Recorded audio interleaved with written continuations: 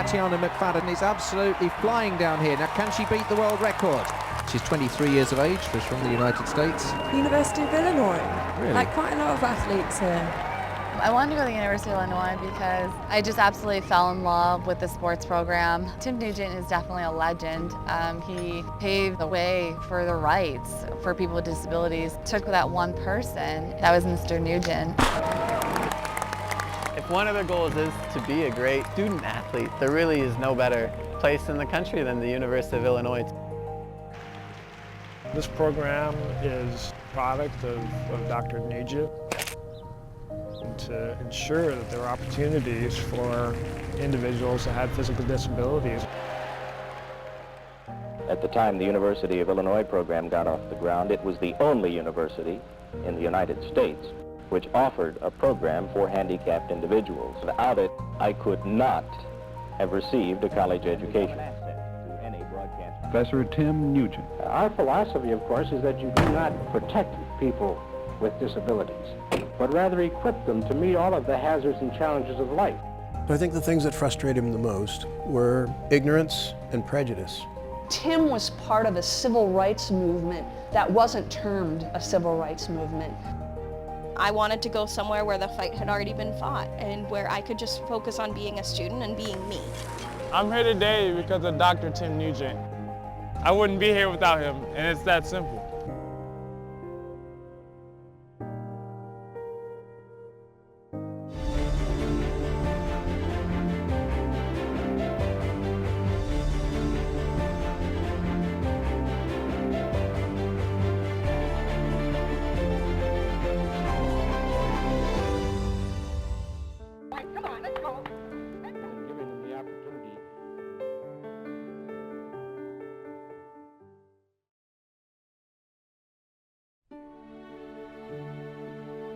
And I enlisted shortly after Pearl Harbor. I went to the Army. I think the doctor looked in this ear and they couldn't see the guy on this side and they took me. On December 7th, 1941, Tim Nugent, an 18-year-old from Milwaukee, Wisconsin, decided to put his college plans on hold. Nugent went with his company to Europe, where they engaged in one of the largest and bloodiest battles of World War II. We fought through Belgium and then were pushed back. And for a while we thought we were winning, but we weren't. We were in the Battle of the Bulge. One company lost 60% of their personnel.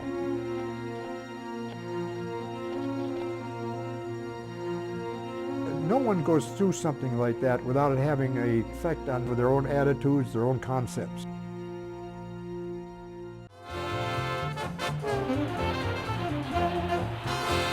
At the end of the war, 16 million Americans returned home, hoping to pick up where they left off. But for some, a normal life seemed like an impossible task. Over 600,000 American men were wounded in World War II, but medical advances such as the development of penicillin allowed more of them to survive. Over 100,000 of the wounded were permanently disabled. While Tim lay in an Army hospital recovering from an injury, he talked to his fellow soldiers and felt their lack of hope. Those with spinal cord injury at that time in history were predicted to live for 3 months or 3 years. The medical model of disability portrayed disability as this static internal state for which little could be done. The attitude was, these people need to be in bed. There was nothing reasonable about expecting that someone would wither away and die. Society had sort of pushed them over in the corner and said, we like you, but you can't do anything. They weren't accepted publicly like they are now.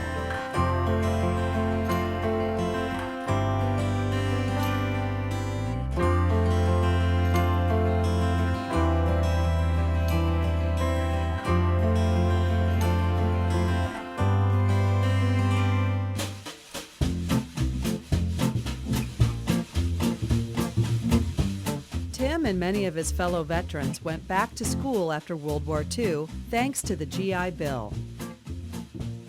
It provided tuition waivers and a monthly living allowance to former servicemen and women.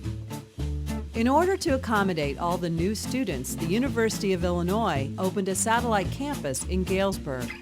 The campus was a cluster of over 100 brick buildings connected by corridors.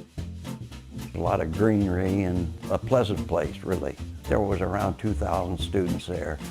The Galesburg campus had been a medical facility for the veterans. It was all one level. But when the war ended, it was no longer needed. And because it was so accessible, American Legion and other groups said, why don't we get some of our veterans there? Disabled veterans had also been promised education and training through the GI Bill, but there was no college or university accessible to them. Then the American Legion pointed out to the University of Illinois that their Galesburg campus was the perfect place for a student in a wheelchair. When the university agreed, Tim Nugent was hired to direct the program. It was the first university program in the country for students with physical disabilities. No one really could conceive of how they could possibly engage in higher education and pursue a degree and earn a degree or get a job or live independently. There were no answers to that, but it was difficult to say no. The veterans were in numbers that justified our taking this initiative. World War II had a very significant role. All of the soldiers that were injured were wards of the government. We knew where they were. I made visits to VA hospitals and tried to encourage veterans to come out, and sometimes we had to convince them to try it. In the spring of 1948, Harold Sharper, a paralyzed veteran from Wisconsin, was Tim's first student. I took Harold Sharper and his wife out to dinner. And as we went into this restaurant on the north end of Galesburg, there was a young lady at the bar and said, "Don't tell me they allow people like that in here too." It could be a tremendously hostile environment in the early years of the program that they would find themselves in. The father of a very lovely, able-bodied girl wrote to the university because his daughter was going with one of my wheelchair boys. And he wrote to the university, says, "I suppose it's wonderful what you're doing for this poor, unfortunate people. But isn't there something you can do to protect our sons and daughters from these freaks?" When I first got there, and I went into Tim's office and asked if there was any way that I could help, he said, "Well, I'll hire you to, part-time to work with them, help them in their training or transportation, getting places." It was a great experience for me because they were tough. There wasn't a challenge that they would not try. Swimming, basketball, anything. They knew they had handicaps, but realized that they had to have some education. They were accepted better for the fellow students than they were the citizens of Galesburg. Tim realized that in order for his program to succeed, he needed to change people's perceptions about disability. He wanted his students to set an example that people with disabilities could lead full and independent lives. His program focused on rehabilitating the whole man instead of just the injury.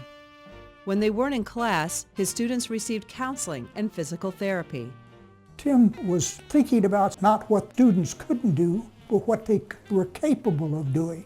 In 1949, the University of Illinois closed the Galesburg campus, and the veterans with disabilities at Galesburg wanted to finish their degrees and wrote over 300 institutions requesting that they consider hosting the program, to which they got a unanimous 300-plus institution denial, including Illinois at that time. Tim, he took it as a challenge. Tim and this stalwart group of veterans took a caravan to Springfield, trying to get an audience with the governor. I said at the time, those guys are tougher than the politicians. I didn't want to create a traffic problem in Springfield, so I called the police department, and they sent a couple of policemen out, and they escorted us into town. We went to the governor's mansion. At that time, the governor was Stevenson. The governor snuck out the back. After Governor Stevenson refused to meet them, Tim and the veterans went to the Capitol building. We double parked in a circle drive that said reserved for governors. And I thought, we're going to get in trouble. And the state police came out and argued with the city police. And the city police fought on our behalf. And I found out that they all had been members of the state police force before the governor took office, and they had all been dismissed from the state police force. So they were getting even with the governor, but they were actually helping us. Tim and his students made news across the state, but they were unable to change the governor's mind. Their last hope was that the program could continue at the University of Illinois at Urbana-Champaign. Administrators announced that over 2,000 able-bodied students from the Galesburg campus could continue their education in Urbana, but the disabled students were not welcome. We actually got there on a legal technicality. That's where the GI Bill of Rights comes in. The Servicemen's Readjustment Act of 1944.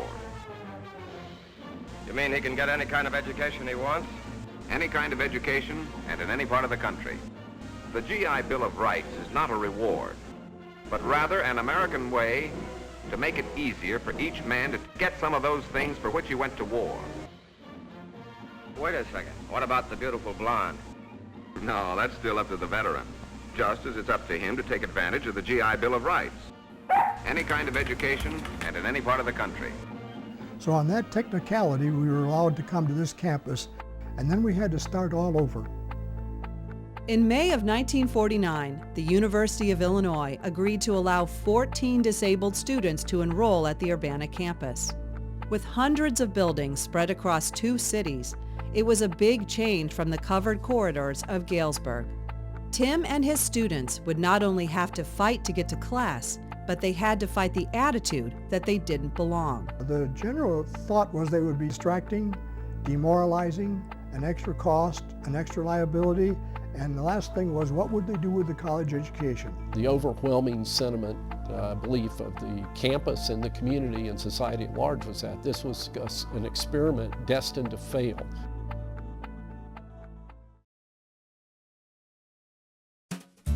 When the university's enrollment numbers swelled with returning GIs, a city of surplus Army barracks were set up near Memorial Stadium to house veterans and their families.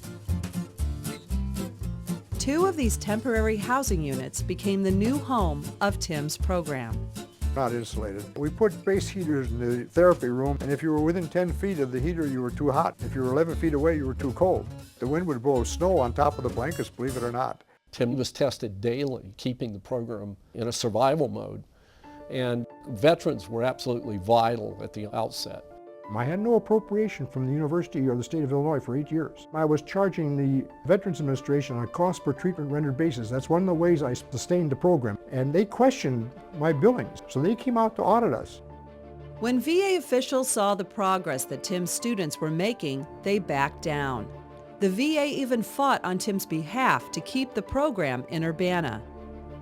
The university and the state of Illinois allowed Tim's program to operate, but they continued to refuse to give him the funding to run it. The purpose of the Division of Rehabilitation Education Services is to make it possible for people with severe permanent physical disabilities to go to college. Typical problem for somebody who wants to go through college in a wheelchair is you constantly have steps barring your entrance to the building. Well, of course, when we came here, buildings were not accessible. They went out and built ramps for a lot of the university buildings. The university didn't welcome the program, didn't welcome the students by saying, oh gosh, we got a lot of students with wheelchairs who can't get into these buildings. Let's go build some ramps for them. That wasn't really what was happening. In the beginning, we only ramped 2 buildings, and for each semester after semester, I actually had to move as many as 360 sections from one building to another to make the class accessible. And many of the faculty objected to that. Well, I had a faculty member, I was moving his class from the 3rd floor of a building to the 1st floor so that a student could get into class. He said, I've been here 7 years now and I have my classes the way I want them. 1 o'clock, 2 o'clock, 3 o'clock, Monday, Wednesday, and Friday. And I said, you're so selfish, you won't move it to the 1st floor of the same building so this man can go to college? If we ramped the building, we could eliminate the disabling effect of a spinal cord injury. Of course, that gave rise to Tim's seminal work to develop architectural standards. All of Tim's efforts to get his students to class forever changed the way buildings are designed. He researched ramps to find the correct incline and how wide doors and hallways should be to allow for a wheelchair. His research set new architectural standards and eventually led to the Americans with Disabilities Act. And this means the building owner, the building user, the architect who designs the building, the contractor who builds the building.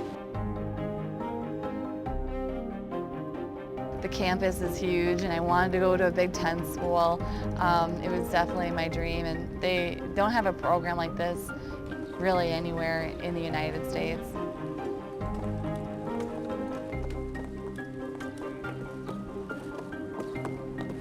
There's not a single thing on this campus that you would not be able to access as a student with a disability. When I arrived here, I called home and I said, "You're not going to believe this. You got to come sometime, because this is I've landed in Disneyland for wheelchairs."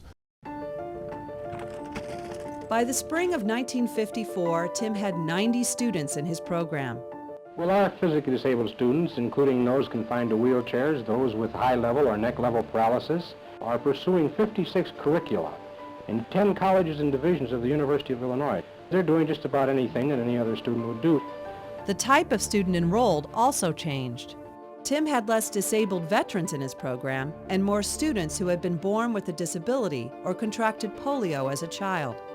They had never known life without limitations. Many parents were ashamed of the fact they had a child born with a disability. We had to convince the parents as much as we had to convince the individual students. Parents have been very solicitous. Schools have been solicitous. People have subjectively decided what they cannot do. He just tried to give them the opportunities that he felt everybody else had so that they wouldn't be limited. And I would tell the parents not to come back to campus until they were invited.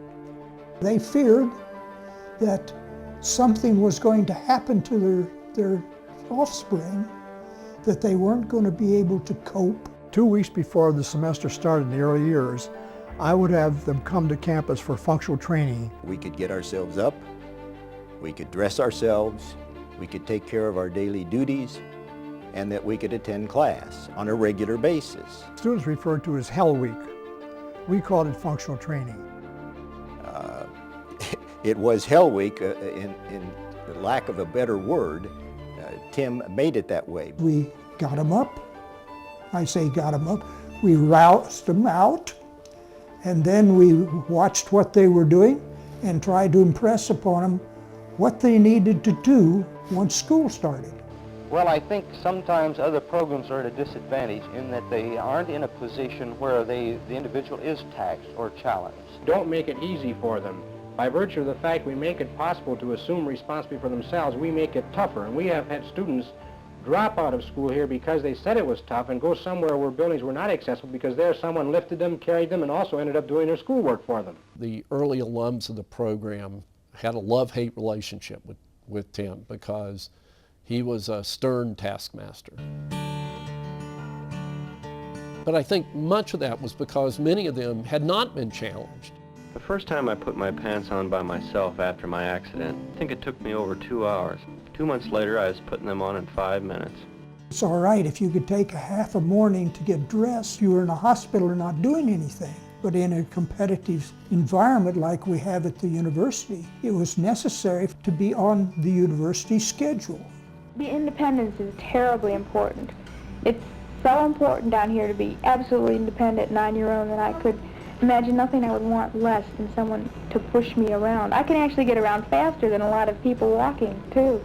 Well, the thing I think that helped me most was to get away from home on my own and be put in a situation where physically I had to take care of myself and I had to learn to get in and out of a car, for instance. And I never would have been challenged to the point where I had to do it until I came to college. My bachelor's degree was in psychology, and I was doing graduate work in guidance and counseling. I studied mechanical engineering. I need an education to get a job that makes sense for my circumstances. I've got to earn my living with my head. It's pretty hard to earn it with my back or my arms. I came away from the University of Illinois and I completely reversed the philosophy of a lot of the people that knew me when I had my affliction, whereby they don't look upon me as a dependent person. Many of the professors commented that it was good to have the wheelchair people in class because it made the able-bodied people attend. They couldn't use bad weather as an excuse. I learned from Tim that you needed to show your very best side and that you should not ask for help unless you absolutely needed it. For instance, somebody offers you a push down a sidewalk to the next class. Don't accept it. Push yourself.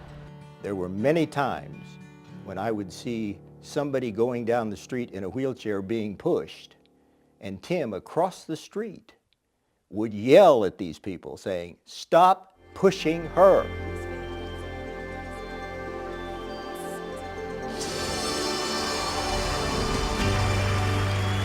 At the 2012 London Paralympic Games, the U.S. team won 98 medals. 22 of them were won by Illinois students and alumni. BMW, one of the major sponsors of the 2016 Paralympic and Olympic Games, selected 4 Illinois athletes for their performance team. One of the favorites to win gold is Illinois' Tatiana McFadden. I wanted to go to the University of Illinois because I've always gone to the wheelchair racing camps there ever since I was 15 years old. Head coach here, Adam Blakeney, has coached athletes that have won over 20 medals in the past 2 Paralympic Games. In Beijing, if the University of Illinois current students and alums had been their own country in the world, we would have been top 5 in the medal count.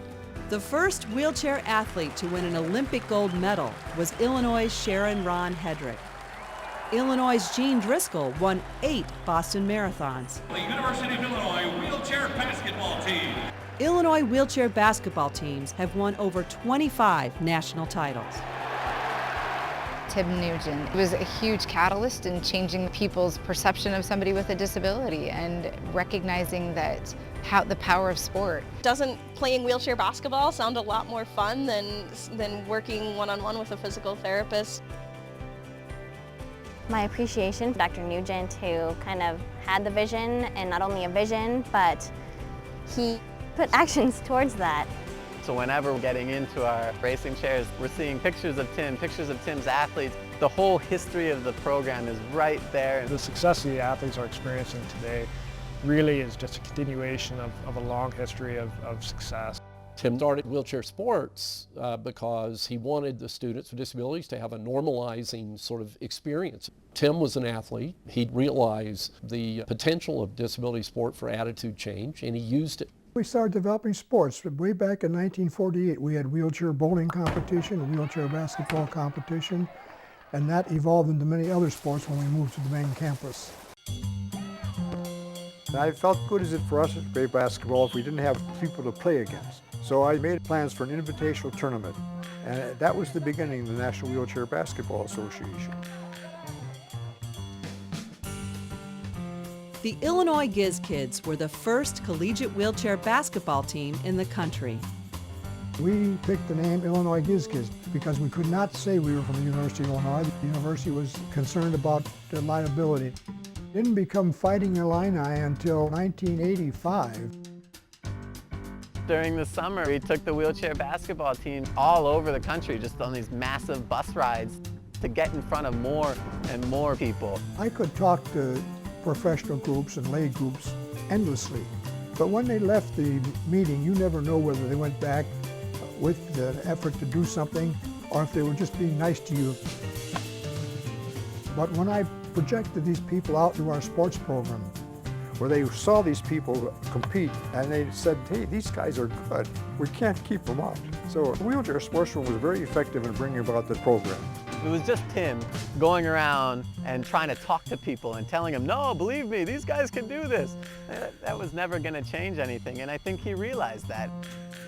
In the atmosphere that Tim was dealing with, nobody had ever seen people with physical disabilities working normal jobs or going to school. So if they didn't see it, the expectation was just that it wasn't possible.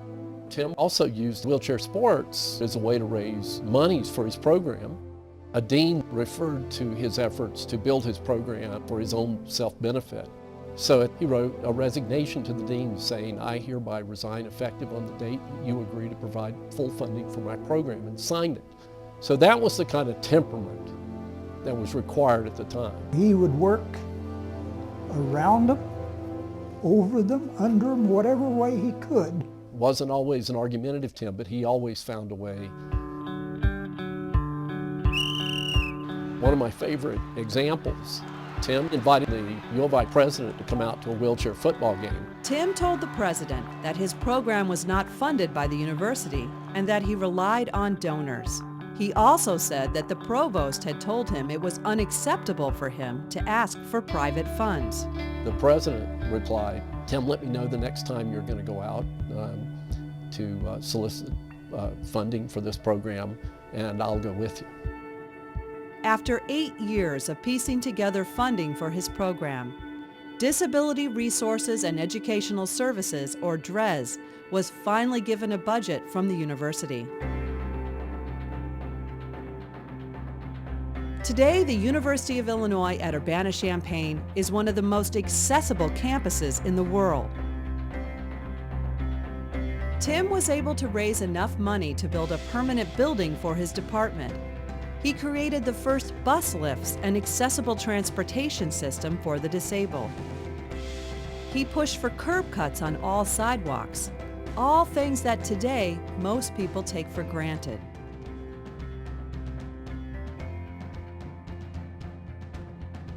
The university also honored Tim by naming one of its newest residence halls in his honor. Timothy J. Nugent Hall is accessible to all students. On the first floor of Nugent Hall is the Beckwith Residential Support Services. Students at Beckwith come from across the country, and like most college students, it is their first time living on their own. Each state-of-the-art suite is set up so that students can acquire the skills and experience to live independently. Tim's lifetime of service to his fellow soldiers continues at Illinois with the Ches Family Foundation Center for Wounded Veterans in Higher Education. Brad Hedrick, who succeeded Tim as the director of DRES, is the program coordinator at the center.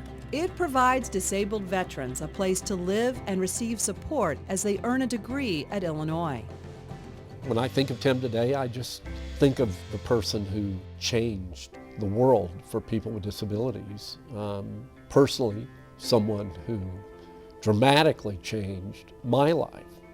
It started here. It started with Tim Nugent.